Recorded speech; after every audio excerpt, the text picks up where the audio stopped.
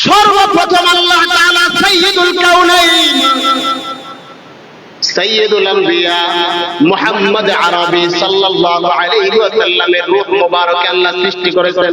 সুবহানাল্লাহ বলেন। এরপরে সমস্ত নবীদের রূহগুলো আল্লাহ সৃষ্টি করেছেন। সমস্ত নবীদের রূহগুলোকে একসাথে করবার পর আল্লাহ তাআলা সমস্ত রূহের কাছে একটা স্বীকৃতি নিয়েছেন। ওই স্বীকৃতিটা হলো খতমে নবুয়তের স্বীকৃতি।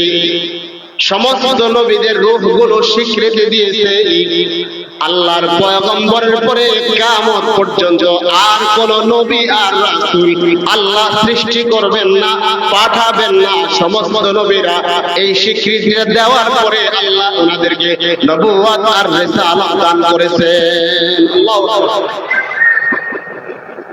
আল্লাহ বলেন, ওয়াইযা আখাযনা মিসাকান নাবিয়িনা লামা আতাইতুকুম মিন কিতাব ওয়া হিকমাতিন। বলো, আমার আখেরি পয়গম্বর মুহাম্মদের পরে আর কোন নবী নাই। সমস্ত নবীদের রূহরা বলে উঠলো, মুহাম্মদ সাল্লাল্লাহু আলাইহি সাল্লামের পরে আর কোন নবী নাই। বলেন, মুহাম্মদ সাল্লাল্লাহু আলাইহি সাল্লামের পরে আর কোন নবী নাই। বলেন, নবীর পরে নবী নাই।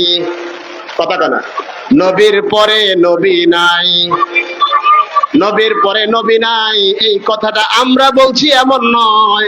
আল্লাহ তাআলা আসমান জমিন বানানোর আগে সমস্ত নবীদের রূহগুলোকে একসাথে করে তারপরে অঙ্গীকার নিয়েছেন, এটা ওয়াদা করো, বলো নবীর পরে নবী নাই, রাসূলের পরে মুহাম্মদের পরে আর কোন রাসূল নাই।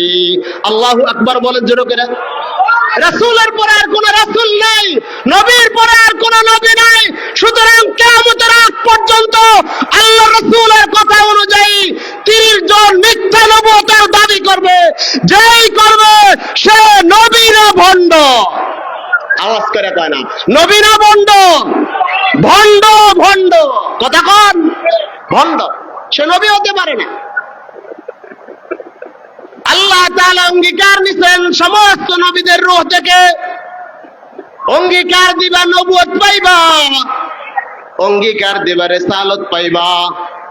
তাইলে সমস্ত আদম থেকে ঈসা পর্যন্ত নবুয়ত আর রিসালাত পাওয়ার জন্য শর্ত ছিল। শর্ত ছিল আল্লাহর রাসূলের শেষ নবী মেনে নেওয়া, শর্ত ছিল আল্লাহর রাসূলের সাহায্য করা, শর্ত ছিল আল্লাহর রাসূলের শক্তি যোগানো।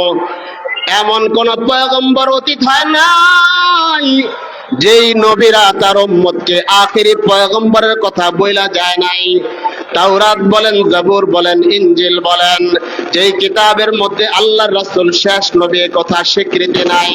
তাইলে আল্লাহর রাসূলের সময় আসওয়াদ আনাসি, আল্লাহর রাসূলের সময় মুসাইলামাতুল কাযযাব, আল্লাহর রাসূলের সময় তুলাইহা নামক মহিলা কতজন মিথ্যা নবুয়তের দাবি করেছে।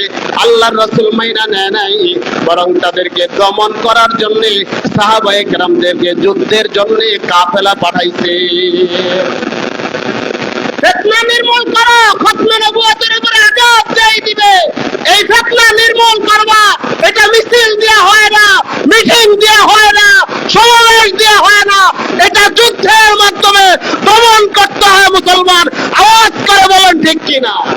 যুদ্ধ ছাড়া এটা হয় না। আল্লাহ রাসূলের সময় আসওয়াদ আনাসি মিথ্যা নবুয়তের দাবি করে ইয়ামানবাসীর কাছে রাসূল চিঠি পাঠাইছে।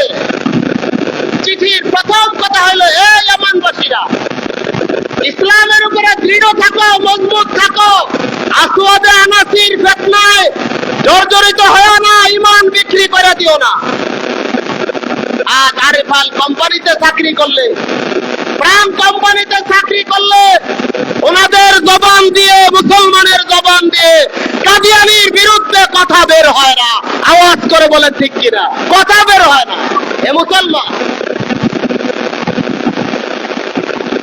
আল্লাহ রাসূল বললেন প্রথম কথা ঈমানের উপরে দৃঢ় থাকো। 2 নম্বর কথা, আসওয়াদ আনাসিকে হয়তো প্রকাশ্যে অথবা গোপনে যে কোনো ভাবেই হোক তাকে হত্যা করো। সুবহানাল্লাহ। তাহলে খতমে নবুয়তের চাদরের উপরে কোন নাফরমান যদি আক্রমণ করে কোন কুলাঙ্গার যদি আক্রমণ করে, কোন কাফের যদি আক্রমণ করে, তার শাস্তি হত্যা। কথা বল, তার শাস্তি কি? এটা নির্ধারণ করছে কে? আল্লাহর রাসূল স্বয়ং নিজে। আসওয়াদ আনাসিকে হয়তো সশরীরে যুদ্ধে নামায় আনো, তাকে হত্যা করো, অথবা গোপনীয় ভাবে হলেও তাকে হত্যা করো। আলহামদুলিল্লাহ, ফিরোজে দাইলামি রাদিয়াল্লাহু তাআলা আনহু গোপনে পেছন দরজা দিয়ে রাতে ঘরে ঢুকছেন, কয়েকজন নিয়ে ঘরে ঢুকে তারপরে তাকে হত্যা করেছেন। আল্লাহু আকবার বলেন। ফিরোজে দাইলামি রাদিয়াল্লাহু তাআলা আনহু আসওয়াদ আনাসিকে হত্যা করার পর সংবাদটা রাসূলুল্লাহ সাল্লাল্লাহু আলাইহি ওয়াসাল্লামের কাছে পৌঁছে দিতেন। যেই দিন সংবাদটা পৌঁছান, এর পরের দিন আল্লাহ রাসূল দুনিয়া থেকে বিদায় নিয়ে গেছেন। সুবহানাল্লাহ। ইন্তেকালের আগের দিন আসওয়াদ আনাসির ফিতনাকে নির্মূল করা হয়েছে। খতমে নবুয়তের চাদরের উপরে যেবা যখন আক্রমণ করবে, আল্লাহর রাসূল এটা নির্দেশনা দিতেন। এটার পথ আর পদ্ধতি মিছিল মিটিং দিয়া সমাবেশ দিয়া হবে না। এটার পদ্ধতি একটাই, তাকে জমিনে বাঁচতে দেওয়ার কোন সুযোগ, কোন অধিকার তার থাকতেই পারে না। আওয়াজ করে বলেন ঠিক কিনা? কোন অধিকার তার থাকতে পারে না।